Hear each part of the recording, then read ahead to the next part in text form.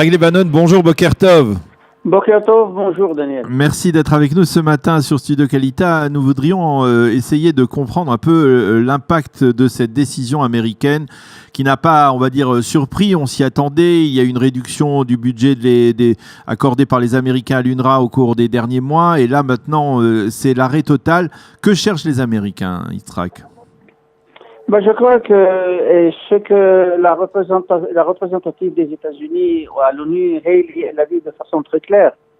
Et il faut mettre fin à cette farce parce qu'il y a des choses qui sont inacceptables. Par exemple, la question que, contrairement à toutes les agences de réfugiés, il y a l'agence principale de réfugiés qui se trouve à Genève, et moi j'étais à Genève. Et contrairement à tout cela, l'UNRWA, par exemple, elle transmet le droit de réfugiés aux enfants, aux petits-enfants et à toutes les générations. C'est une chose qui n'est pas tout à fait compréhensible parce que, il y a un réfugié, que ce soit en Europe ou que ce soit ici, et c'est lui le réfugié. Et maintenant, ce qui se passe, c'est que les enfants ou les petits-enfants, ils ont quitté les camps de réfugiés. Oui. Ils sont partout dans le monde, ils travaillent. Il y a des gens qui sont bien aisés, très bien aisés même. Ils continuent à avoir l'allocation de l'UNRWA. Alors, donc, c'était impossible.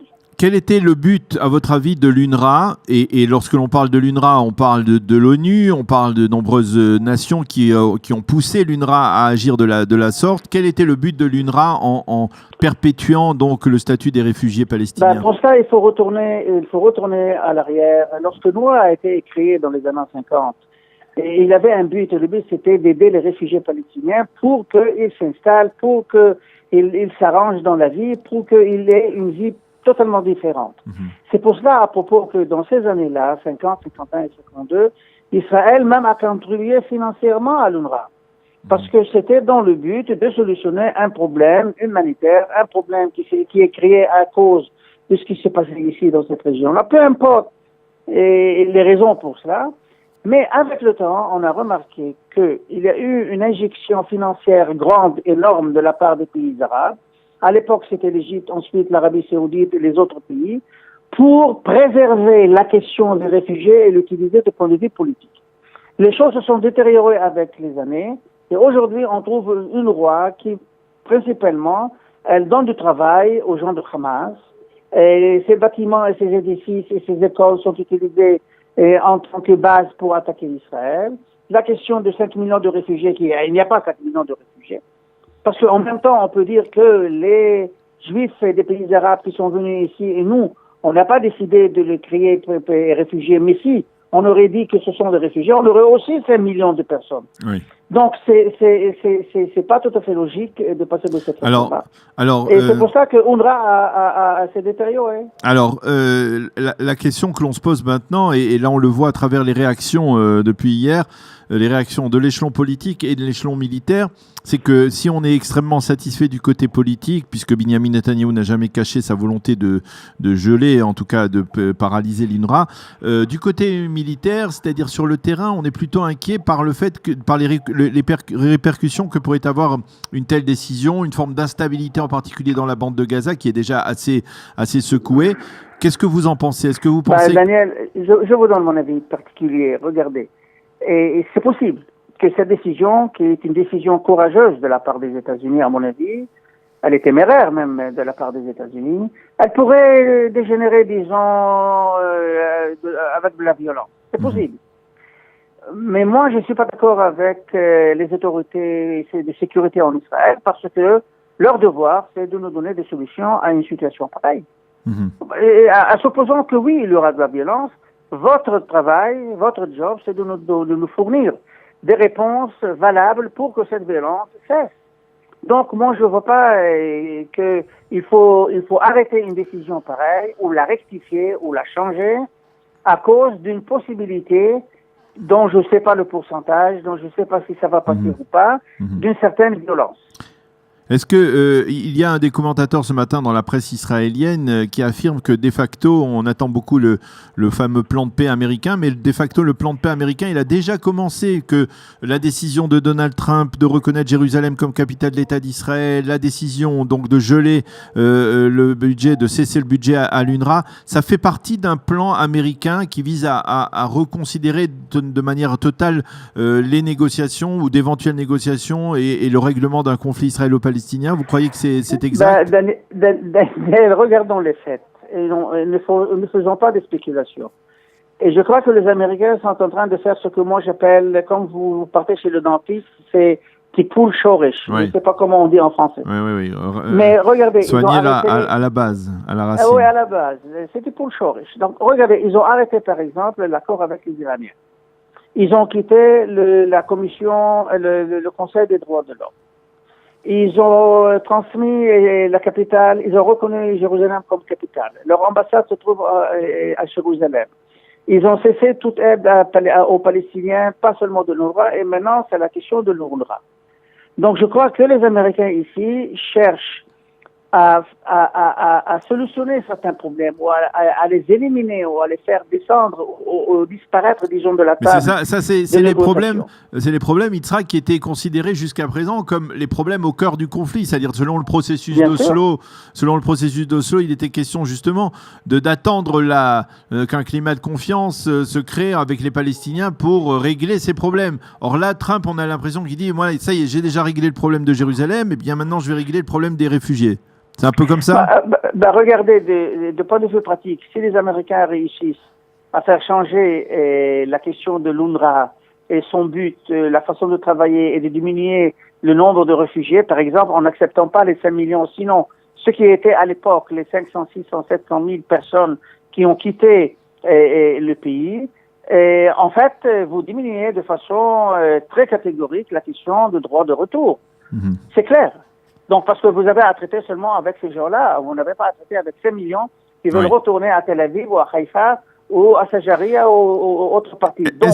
Est-ce que l'on doit, à votre avis, penser que cette nouvelle approche, elle s'inscrit dans le cadre d'un changement de leadership palestinien qui pourrait intervenir dans les prochains mois, les prochaines années en tout cas, avec l'arrivée justement de nouveaux leaders qui n'ont pas été, on va dire eux-mêmes, chassés de Yafo ou de Safed comme comment s'appelle-t-il, comme Mahmoud Abbas, mais quelque part c'est justement dans une telle perspective que quelque part on redéfinit du côté américain l'ensemble des paramètres pour un règlement du conflit israélo-palestinien?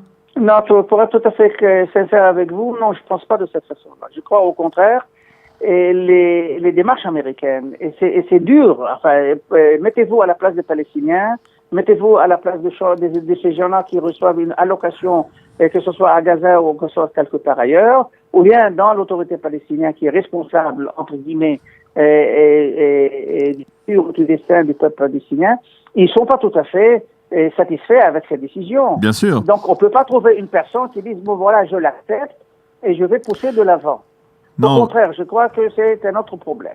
Mais il faut faire attention à un autre point, Daniel. Et là, c'est un point qu'il faut vérifier. Je ne suis pas tout à fait d'accord, tout à fait convaincu, mais il faut vérifier. À Jérusalem, en Israël, on a aussi un camp de réfugiés qui est sous l'égide de l'UNRWA.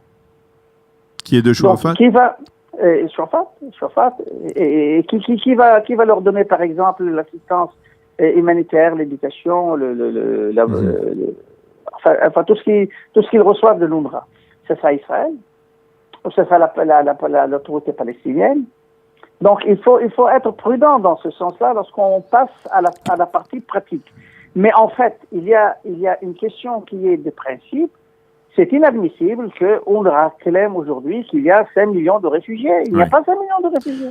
Quelles sont les chances, à votre avis, Yitzhak, que les Palestiniens, comme le disait un éditorialiste ce matin, changent de disquette et comprennent qu'ils ne sont plus dans le même monde, qu'ils ne sont plus dans les mêmes paramètres, et comprennent que finalement, il faut arrêter d'être, on va dire, des éternels assistés, des éternels réfugiés. À votre avis, quelles sont les chances que les Palestiniens réagissent ainsi? À mon avis, elles sont minimes parce que dans leur tête, ils voient plutôt un impeachment du président américain est bien plus vite que la solution du problème israélo-palestinien. Ouais. Et donc, ils disent que, bon, voilà, attendons un tout petit peu, c'est une question d'une année ou de 2 ans. Dans 2 ans, peut-être, s'il n'y a pas un impeachment, il sera pas réélu et il y aura un nouveau Obama, donc les choses vont changer. C'est dans leur tête de cette façon-là. Et ensuite, tant que le président Mahmoud Abbas et le Hamas qui sont divisés, il faut l'admettre.